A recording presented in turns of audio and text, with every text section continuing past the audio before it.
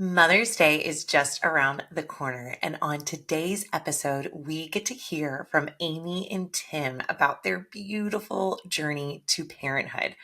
After many hurdles, including miscarriage and unsuccessful IVF, they decided that egg donation would be how they would grow their family. Their story was not simple and had many ups and downs, but throughout, they continued to lean on each other, their support system, and persevered and are now the proud parents of sweet little Esther. This was such a beautiful discussion, and I am so grateful that Amy and Tim continue to share their story of hope. So happy almost Mother's Day to Amy and to all you amazing mamas to be, mamas that will be, and mamas that are. However you have the title of mama, it is a joy and privilege to celebrate you. So please enjoy Amy and Tim. Me, you, and who? Who knew it would take more than two people to have a baby? In a world where infertility is no longer a taboo topic, this podcast will take you through all the different aspects of surrogacy and egg donation through the lens of many who walk this journey in different ways.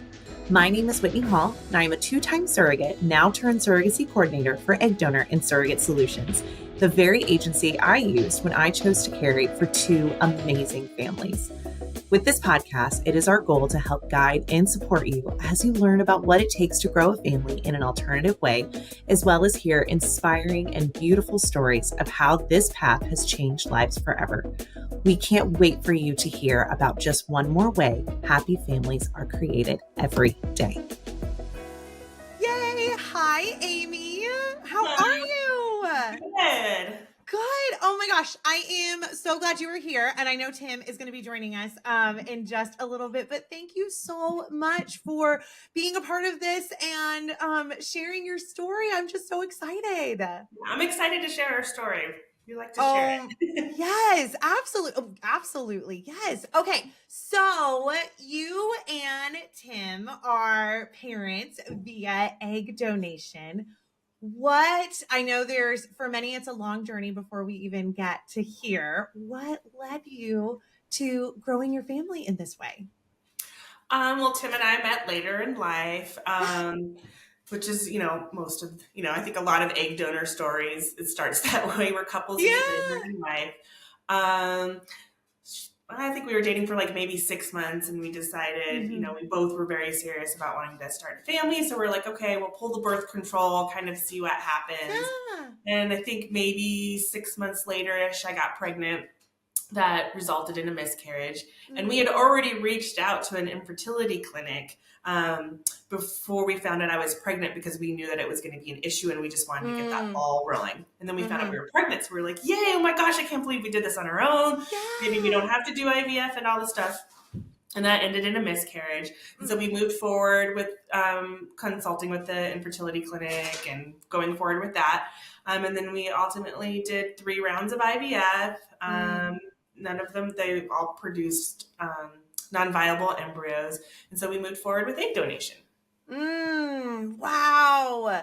So, I mean, again, just whole journeys just on both of y'all before you even get to each other. And then it's like, okay, now we want to grow our family. And then you have just all of those roller coasters and emotions. So as you're going through all of that, you make it sound so simple. How did you know, just as you're navigating that, how did you know that you were ready to move forward in this way instead of that one more round of IVF for, just all of the things that you can do? I think I was ready before my husband was ready. After the second round of IVF, I started looking for donors. And oh my gosh, look at you. And I found the donor that I liked. I found our donor. I watched her video and I crawled into bed one day and I was like, Tim, I found our donor. And he's like, but wait a minute, I thought we were going to do another round. I'm like, well, yeah. I kind of knew it wasn't going to work. And I was like, well, yeah. But if we need to go the egg donor route, I've got her. I feel good about this because I just needed it planned out. I needed to know that it was going to be okay. And so I actually reached out to Egg Donor Solutions and said, "Hey, is this girl available? Is she willing to travel?" And they reached out to her and she said yes. I said, "But my husband really wants to try another round of IVF, and if that doesn't work, we're going to move forward." And so she said, "Okay, well, be in touch." And so then I reached Yeah. out after the third round failed. Like that day, I called back and I was like, "Oh my gosh, Oh is she my still gosh. available?" And the coordinator was like, "Well, someone actually just reached out about her." And I instantly was like panic mode, wanted to cry. And she goes, "But they didn't put a Oh. hold on her." And I was like, "Put a hold on her, put a hold on her." And so we snatched her and we got her. Oh my gosh. Oh my gosh. Okay. So you're like, wow, so many things to unpack here because like it seems like you were just like we're just ready to grow our family. And you Mhm. weren't even like, I mean, how did you even navigate, like how did you even know to like go to an egg donor website? Like how did you even navigate all of that? Well, basically through the infertility clinic, Yeah. Tim and I kind of knew in the very back of our heads, especially after the first round of IVF didn't work, that maybe we might have to move forward with an egg donor. And of course, Mhm. like many women, I was not ready. I didn't want to do that yet. Um, Yeah. but then after the second round, I was like, yeah, this isn't going to work. I'm, very realistic. We're both nurses, so we both kind of know how things roll. Like, Hmm. so after the second round, I was pretty like, okay, if I want to be a mother, I need to accept this. So I did my morning, I'm not going to have a child with my own eggs, and then just moved on. I was like, I want to be a mom, and this is how it's going to happen, and I'm okay with that.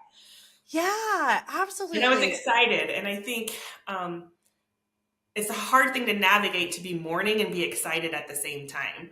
But Mm. I think it also kind of balances, it kind of helps your mourning process because it wasn't the end, it was like a beginning.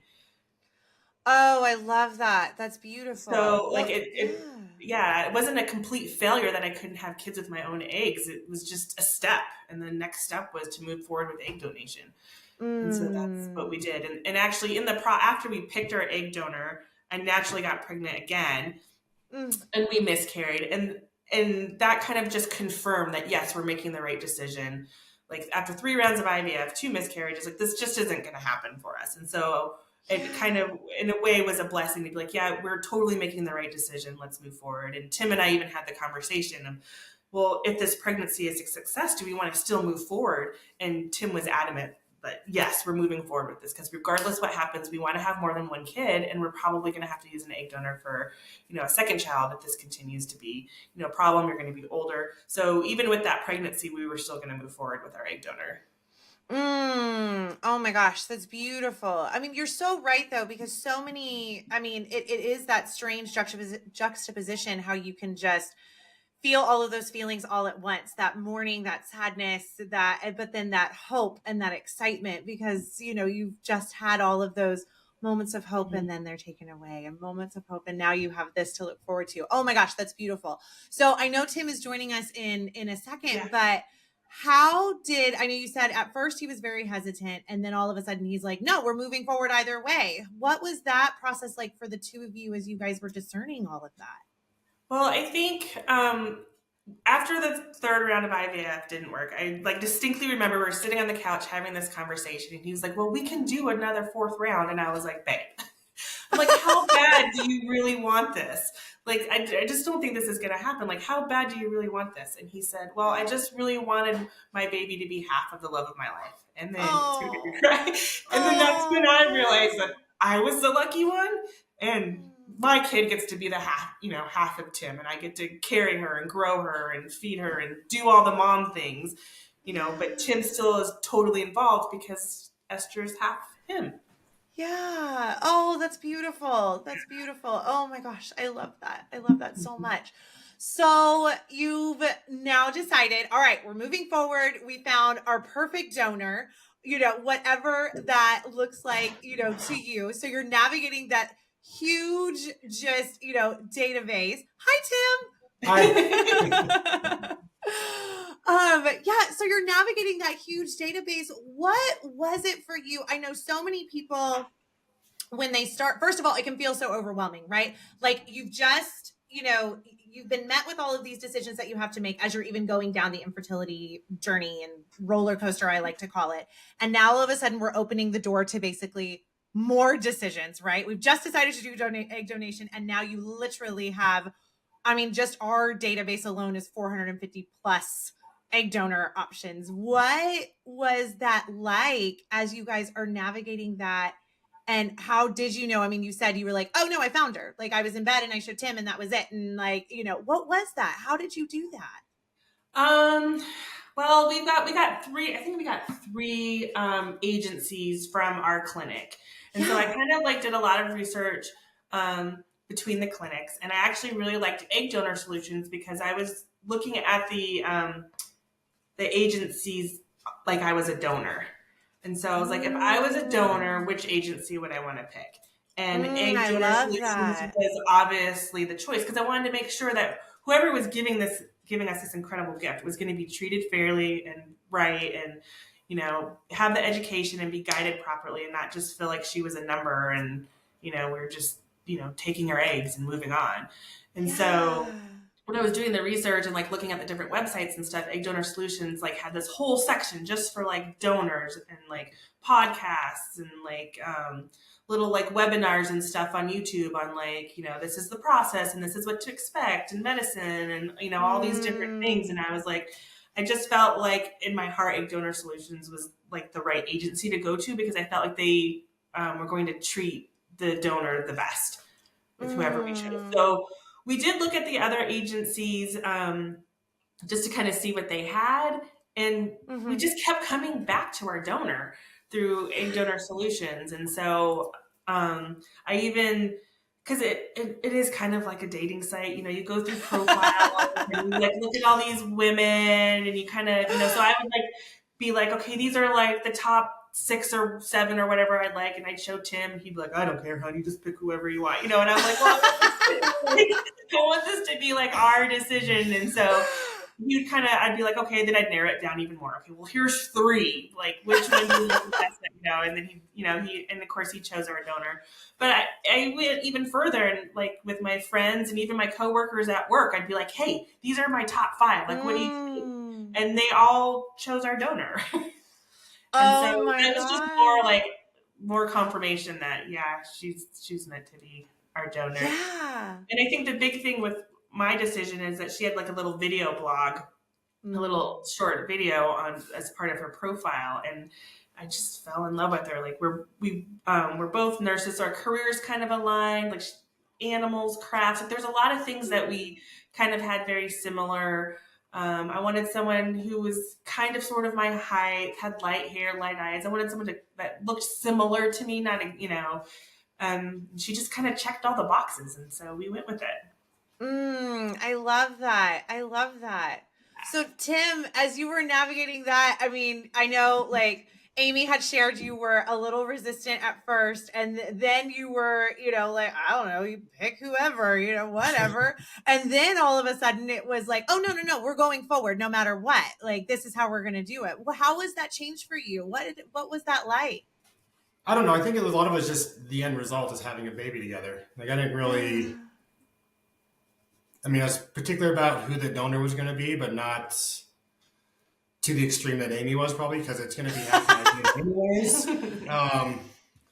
So I know it was important to her to find someone that was similar to her in a lot of ways. And so that's what I'd go through and look through their profiles at and try to find similarities and differences and try to narrow it down that way.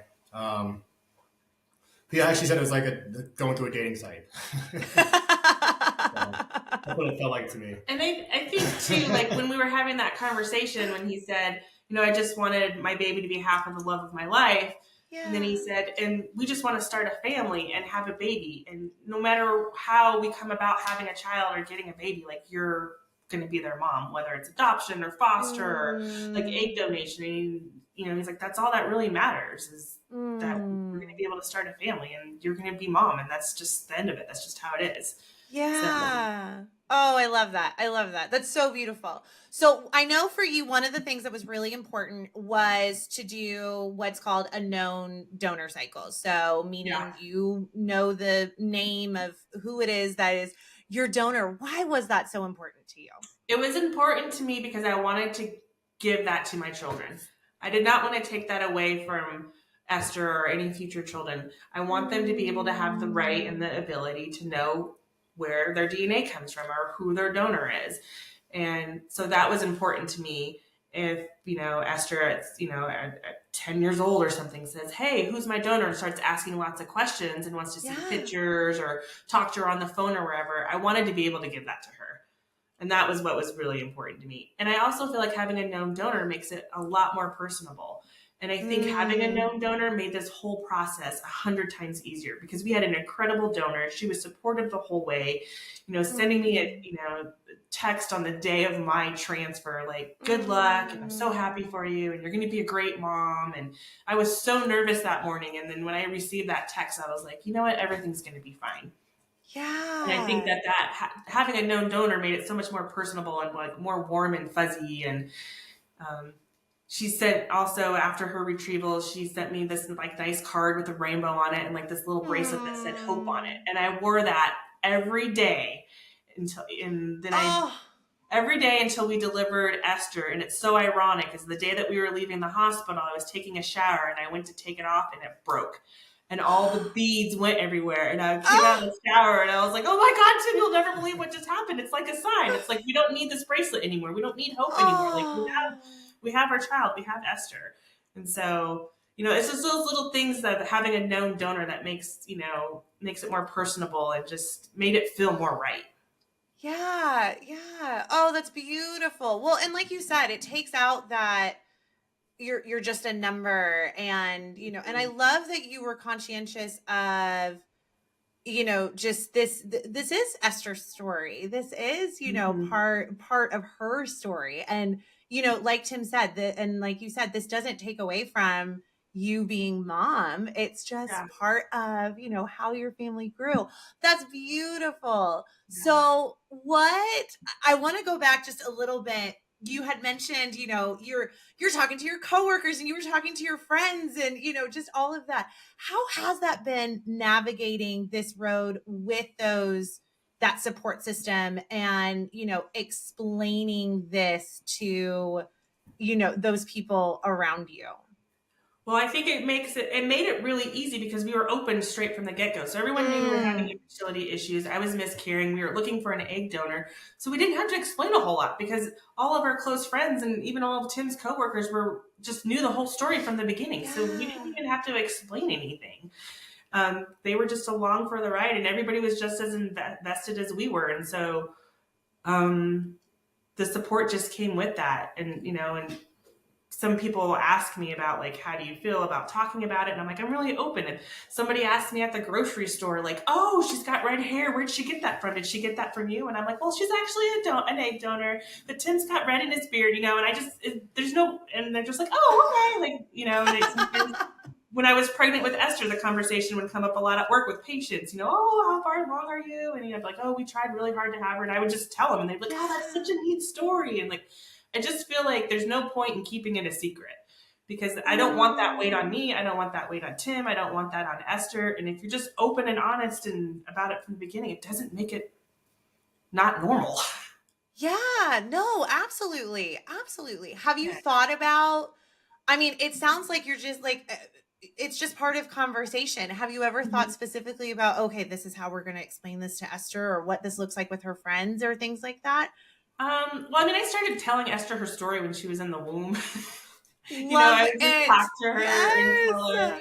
And we have like a million children's books. I try and read them to her now, but her attention span is like this short. And so you get through a whole book with her. You can't get through like 3 pages with her. Yeah, absolutely. Sometimes I still even tell her, like if we're snuggling on the bed or something, I'll be like, did you know you're so special because X, Y, and Z, and I'll kind of tell her the story that, most people need a mommy and a daddy, but we needed a mommy, a daddy, a donor, and a doctor. So you're special because it took 4 people to make you, And so as she gets older and I get better at telling the story, it's gonna, evolve and, there'll be more detail. But it's up to her whether she wants to tell her friends or not. But everyone in her adult life that's, gonna matter will know. I love that. I love that. Tim, how was it with you and your coworkers as you were, going through all of this? I know you both are in the medical field, so it seems like people are maybe just a little more amenable to it. Yeah, the coworkers were all very supportive. One of my coworkers is actually going through fertility stuff around the same time that we were. Yeah. They ended up conceiving naturally. And I mean, everybody was just very supportive and there for us, and cover shifts. So I needed the time off to go to an appointment with Amy or whatever. It's just, there was no problems. I've told patients my story, and the patients are always very supportive and always showing videos of Esther when I see them. And oh, I love it. Yeah. I think people in general are a lot more accepting than you give them credit for. Like, I haven't had one person say, "Oh my God, how could you do that?" Or like, or like, "I don't understand that," or like, I've only had support and like positive comments. So, I mean, I haven't run into a negative one yet. And I love that. I'm pretty open. Somebody asks, I just tell, if it comes up in conversation, I just tell them. And I feel like too, I met another friend on a Facebook group who's an egg donor mom who just moved here, and she's open, but she's not as open as me. Just small knit family, and and the way I kind of explained it to her, I'm like, when I tell people my story or tell people I don't know, it's almost like freeing. It's like and I was trying to explain it to her, but I'm like, it just takes the weight off. It's almost like a freedom. Like, why it's just so hard to explain. It's just, for me, it's just so much easier to just tell the whole story, because rather than trying to dance around it. Then dance around it or eliminate things from the story, because that's not our story. We fought hard and went through a lot to get to where we are. And this is our story. And I love telling my story and bragging about it and, posting pictures and meeting people in Facebook groups and saying, "Hey, you're an egg donor mom. You want to hang out? Let's do this." And, and she was like, "Yeah, I can see that." And she's like, and she said, "I'm going to try and be more open and see how I feel about it." There's, for some reason, there's women, and I think people in general feel like there's a stigma to it. And for me, the more I talk about it and the more I share my story, like, that stigma just goes away. Yeah. Oh, absolutely. Absolutely. I know you're so open. Did you have any initial fears as you started just being open about your story and having those first conversations? No. I love that. I didn't. What about you, Tim? No, I don't think so. I think if someone didn't agree with us, it's not worth my time or effort to try to change their mind. If that's their opinion, they can have it, but it's not going to affect what we're doing with our family. Yeah. And those people aren't in our inner circle, because everybody in our inner circle, all of our friends that support us and coworkers, knew the whole story from the beginning. Yeah. So I love that. I love that. So I know, okay, you found your egg donor. It was beautiful. But even after you found your egg donor, you guys still had a roller coaster, a different roller coaster that we had a couple bumps in the road with her. Yeah. Talk a little bit more about that. Well, right before she was getting ready to fly out for her transfer, she tested positive for COVID. So that was the first bump. And I'm so thankful that we put that in our legal contract with her, that she had to get a COVID test before she traveled, because we would have, I don't know if we would have been able to do it, if we would have done all the medicine and all the ultrasounds and paid for all the travel, and then she was positive, they would have canceled the cycle. Yeah. I don't know if financially we would have been able to keep going. Sure. Well, I'm really glad that was in there, because that saved it. I mean, it broke my heart and I was very frustrated. Yeah. I remember getting that call and just hanging up the phone and just sitting on the floor and crying, no, because I was so ready. I wanted this so bad. It was weeks away. We're going to, find out in just, a week or two, how many embryos we have. And I was just so thrilled. So then that just delayed things a month and we just moved forward. I'm I waited this long, what's another month? And then it was getting close to retrieval time, and she just kind of stopped, her follicles just stopped progressing for some reason. Wow. And so there was some talk of maybe we're going to have to cancel the cycle. And I was really upset, and I was like, I can't believe this is happening. Why? And I remember Callie was our coordinator. Yeah. And she was amazing. And I just remember her saying, she's really upset too. Like, I think she might even said that she was in tears over it because felt like that she was failing and that she wanted to help us so much. And, and that meant a lot to me. And, I don't know, they were able to turn it around, long story short, and we did it really well and everything worked out great. She ended up, and our poor donor ended up having to stay, I think, almost a week longer than normal because it just drew out pushed back her retrieval date even longer. I think maybe it was like by 5 days or something. I don't remember, and then so her person that was with her could only stay for a certain amount of time. So then they had to fly her companion out and then fly another one in, She was so dedicated and determined to make this work, and she was starting a new job that week and, needed to be back to start a new job. And then I think I remember Callie saying that, like, she made it back that night, and then the very next day she started her new job. Oh my gosh. And she stayed committed throughout all that and did that for us. And so that meant a lot too. But I think, once again, having that known donor and exchanging, little gifts and cards and messages and things like that, really help. And having Callie as the kind of middle woman going back and forth and, just sharing little tidbits. Like, I gave her this awesome necklace and she said she's wearing it now. She says she loves it. Just hearing those little things like that, just really warms your heart. Yeah. Oh gosh. Yeah, absolutely. Well, yes. Oh my gosh. Yes. So many things. So yes. So you alluded to Callie, your coordinator. So, you have a coordinator throughout the process. How was that support? What? Honestly, I got more support from Callie than I did the clinic. So we were getting more information and more quickly through her than through our clinic. So that was a huge help. It was great to have her as an advocate too, because she advocated a lot for us throughout this process. Like, when we were having problems with, her follicles not progressing and I wasn't getting the information. And I think part of it is that the clinic wasn't even really sure what was going on, but because she had a direct line to the donor, she had some, more forthcoming information and kind of was able to help give us a better picture of what was really going on. So that was a huge help. I love, absolutely. Absolutely. Well, and then again, the emotional support as well. You have a beautiful tribe of people that is surrounding you. And then you have that other person, like you said, that's that direct line that is with you right whenever you're hearing those, oh, she's positive for COVID, or, hey, we've got a bump, things like that. I'm so glad you were feeling that support. What has your contact been like with your donor since? I probably send her way too many photos. Esther's precious, so there are not too many photos.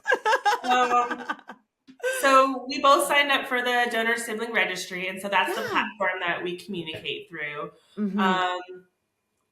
I think like with many things, like initially I sent her a lot of messages. Like, we got married when I was like 6 months pregnant with Esther. And so, because we started the infertility process, we knew we wanted to get married, but the infertility stuff and the baby stuff was more pressing, and we knew it was going to cost more money.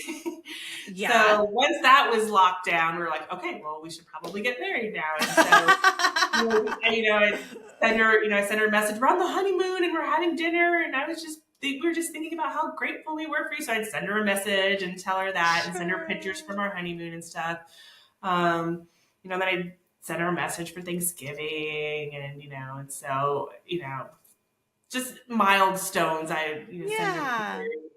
She'd send messages back, and we had briefly discussed at some point we would like to meet, which I think would be really neat. I kind of want Esther to be old enough to be able to remember it. So, when we're talking about her creation story, I can be like, well, you remember on the beach when we were, XYZ, like, and you met that really nice lady? That was your donor. And she can, like, put a face to it. Yeah. So that's definitely like something that I would really want to do. And the donors seem very open to it as well and would like to meet. So. I love that. And you've illustrated beautifully just how that relationship just, it evolves and changes, and and both ways, supporting your donor during the retrieval process, and then her sending you those well wishes, at your transfer. So that's beautiful. I love that. So what would you, going back to day one, Amy and Tim, what would you want to say to day one, Amy and Tim, knowing what you know now and being where you are now? Do you want to go first? I don't know. Like when we first met? Or you mean like when we first started this journey? This journey. How far? The infertility journey. I mean, it'd been nice to just skip all the rounds of IVF that were Sure. ending up in Heartbreak and just skip to the donor process. But I think just for our own sanity, we had to try fertility stuff first before we did that. Try one round of fertility and then start looking. I think it would be just from the economic standpoint. I think we both moving forward with the egg donation sooner, but I think at the same time there's that fine balance. Like I think we need to do at least one round of IVF just to be like, okay, it's probably not going to work, But I think probably stopping after 2 probably would have been a good sweet spot for us. But so we were getting a lot of, like the first round, we got a lot of eggs. They just were all like normal. It was frustrating because it wasn't that we weren't getting eggs or that the eggs weren't mature. We were getting plenty of eggs. They just chromosomally, all the embryos were not viable, and that's just because I'm older. I have poor quality eggs, and so I think that we kept hoping. Well, doctor says I have ovaries like a 30-year-old. This can't happen if we just keep trying and keep trying. But to answer your question, like what would I tell Amy, like in the very beginning of this, is that it's gonna be okay. Everything's gonna be okay, and you want to be a mom, and there's lots of ways to be a mom, and if you want to be a mom, you're gonna be a mom.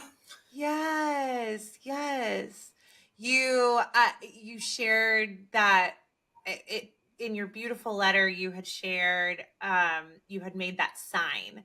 Our baby will come to us at the right time, in exactly the right way. Be strong, be brave, be fearless. You are never alone. And I love those words for anybody that's going through this process. I mean, to have that constant reminder, because, it is, okay, let's just try this one more time. Let's just try this one more time. And that idea of keep going, but maybe keep going in a different way. And what does that look like? And how do you discern that process? Yeah. And that helped a lot. Just seeing those words and reading that and knowing our baby will come to us in the right way and the right time. And she did. And she did. Esther's here. Yeah. Oh, I love that. So for any potential intended parents that are discerning if this is their best next step, what advice would you want to give them? I think staying in tune with what the end game is. Like it all can seem overwhelming, and then when you throw in egg donor, I think that you get a lot of static and cluster around, oh my gosh, it's an egg donor, it's not my DNA, and how are we going to tell people, and how are we going to navigate this, and really the big picture, none of that matters. None of it matters. Once you get that positive pregnancy test, and your belly is big as a house, and you're walking around and and everyone says how cute you are being pregnant, and then you actually give birth and you're holding this baby that's yours. Like that's the end game. That's what's important. All the other stuff is nothing compared to what you get. The end result of being a mother. And families and mothers and women and couples go through this because that's what they want more than anything, is to have a family. And you could have that through egg donation. And I think you need, when you're going through this process and you get overwhelmed or get anxiety about it, that's what you need to remember, that if you want to have a family, if you want to be a mother, you can do it. Just because you can't do it with your own eggs or whatever the reason is, it's not the end. I love that. What about you, Tim? Quiet Tim. Yeah. I agree with Amy. I think if you really want to have a baby, there's multiple ways of doing it and just embracing it. I've talked to parents that have adopted kids, and they say it's the best thing they've ever done because they have children now. Yeah. And so I think look at the end result of having a baby. It's growing that family and having a family you always wanted is the important part. The way you get there, there's different roads, and I don't think in the end, it doesn't really matter. It's still your child. Yeah. Oh, I love it. I love that. So Esther's here. Yay. Mm-hmm. Esther's a little over a year at the time of this recording, but even Esther getting here was still more, just ups and downs and fun. Can you tell our listeners a little more about her story? Well, little Miss Esther. I mean, like about the pregnancy and all that? Yeah. So it was a fairly easy pregnancy. I didn't have morning sickness. I loved being pregnant. Like I said, we got married when I was 6 months pregnant. We Love that. We did actually a lot of travel when I was pregnant. The pregnancy was fairly easy. As we got closer to the due date, my blood pressure did start to climb a little bit. And I was pushing back with the doctors all the time. Like, no, she's not ready. She's not ready. She's fine. Because I was borderline. Like, it wasn't. They're like, well, we can induce you. And I'm like, no. I'll just wait. well, how about we schedule? Like, I kept bargaining with them. They're like, well, how about we schedule an induction in the next 2 weeks? And I'm like, okay. So I picked like the very last day. Sure. But ultimately, like, she ended up coming like only a week and a half early. Yeah. And even the delivery was just, I don't know. It was like surreal. It was like a party in there. Like, I remember I'm like in there pushing, and like Tim and the doula and the doctor and the nurse, they're sitting there powwowing and talking. I'm like, you guys, am I having a contraction? I can't tell. Because everyone was just having a good time. And I think even the nurse was like, man, this is like a party. This is fun. And then everyone in there knew the story. It was a very happy moment. It went very well. The delivery went really well. And I remember, after Esther came out and she was in the warmer and they were doing whatever they need to do to kind of like get me ready to like move on to the next stage. I said, I see why people have 10 kids now. That was awesome. I want to do this again. It might have been all the hormones and the oxytocin. I don't know. But yeah, there you go. I knew I was like, okay, I'm ready. I can do this again. Like, this is awesome. Oh my God. Again. I love and then that. Esther came, and we've done a lot of travel with Esther too. She was like 3 months. We went down to Texas. We did a road trip down to Texas. Oh my gosh. Little was global around baby. 8 months. She did her first flight to Vermont. In November, we took her to Hawaii. She's been camping a couple times. We've done, weekend road trips here and there. Adventure baby. She's a very good traveler, yeah. Oh my gosh. I love it. That's amazing. She's very social. Everybody loves her. She's like, we take her to the daycare at the gym, and she's like the most popular baby. Everyone's like, hi, Esther. Hi, Esther. I don't even know who you are, but everybody knows who Esther is. Everyone knows Esther. Oh my gosh. I love it. Yes, absolutely. So at any point in time, I mean, after all that it took to get to where you were, I know you said the pregnancy was, it was easy as far like you were traveling and just enjoying being pregnant. Did you ever have any fear, hesitation, just, as you were navigating all of that? I think like with most mothers, you worry about like, what if my baby doesn't like me, or what if, we have difficulty bonding. So one of the things that I knew very early on, breastfeeding was going to be very important to me, because I felt like I wanted that and needed that to have that extra connection. And that all worked out fine too. That went smoothly as well.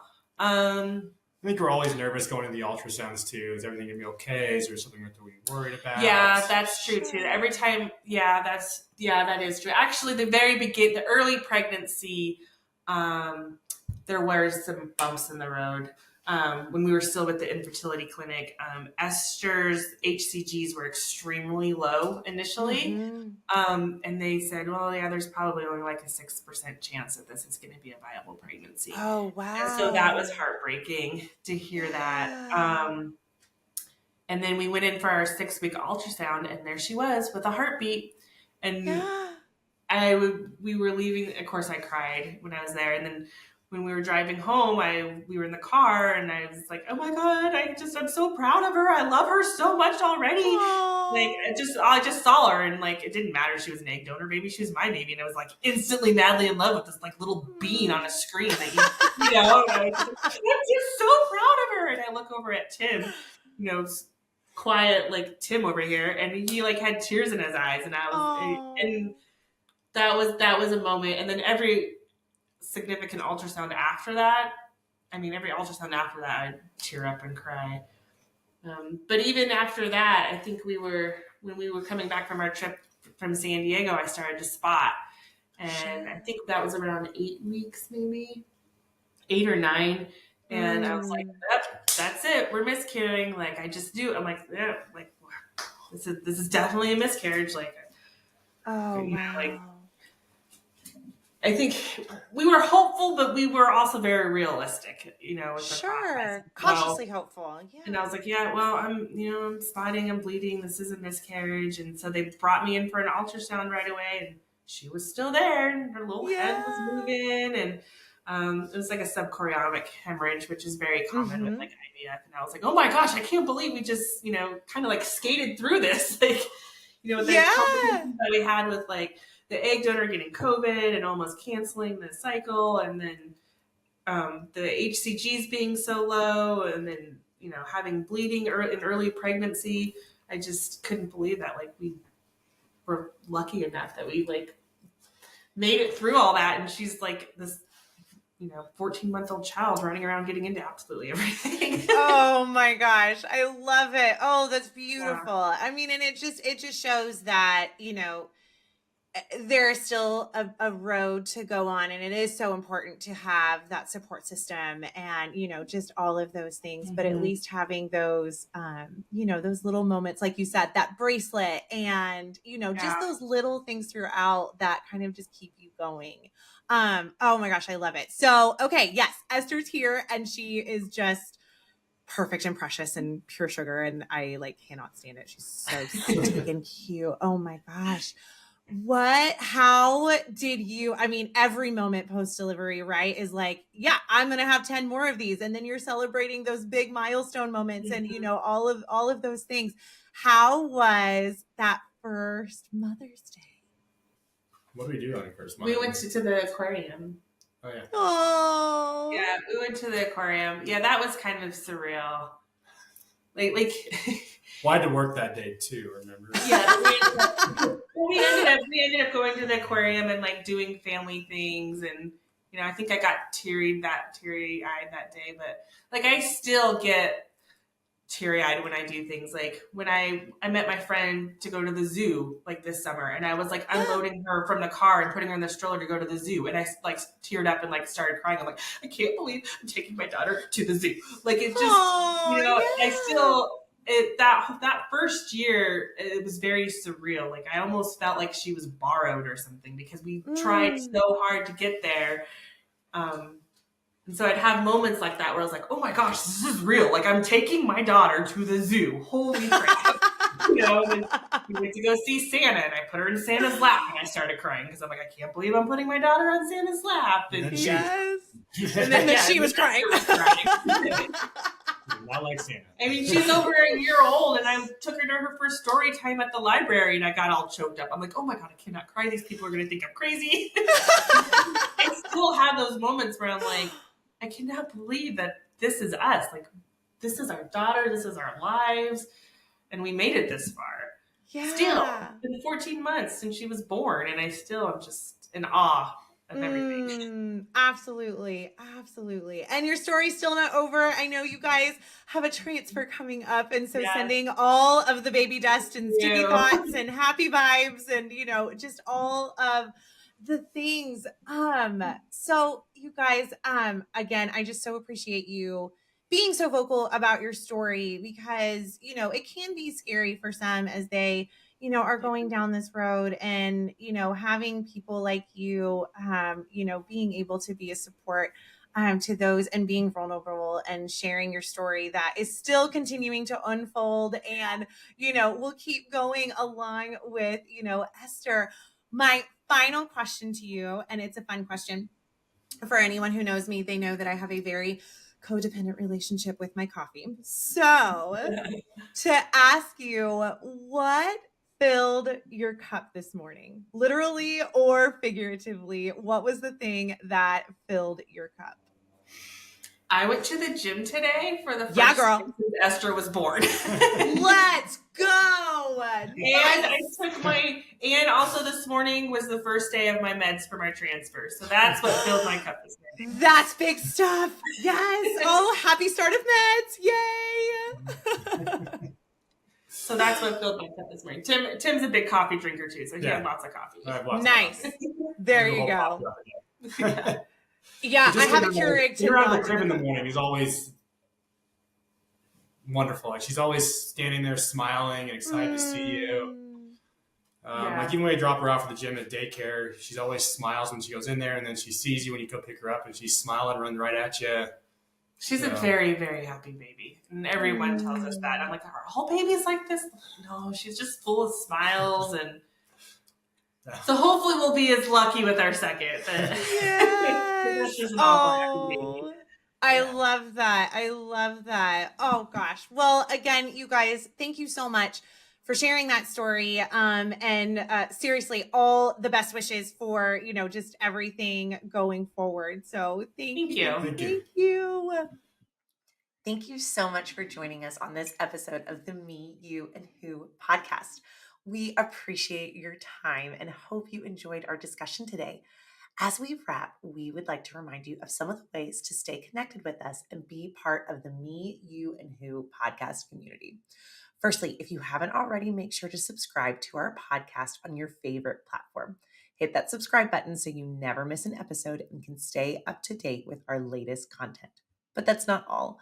We also have an exciting YouTube channel where we share some bonus content, behind the scenes glimpses, and video versions of our episodes. Head over to your YouTube channel and hit the subscribe button there as well. And don't forget to click the notification bell so you'll be the first to know when the new episodes go live.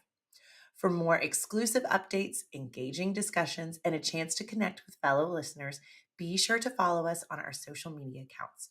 You can find us on Instagram, Facebook, and TikTok at Egg Donor and at Surrogate Solutions. As a friendly reminder, the podcast is made possible by Egg Donor and Surrogate Solutions. If you're interested in creating a happy family, visit www.createahappyfamily.com to learn more information. Again, thank you for being part of the Me, You, and Who community. Your support means the world to us. Until next time, stay curious, stay engaged, and join us next time as we share journeys of creating happy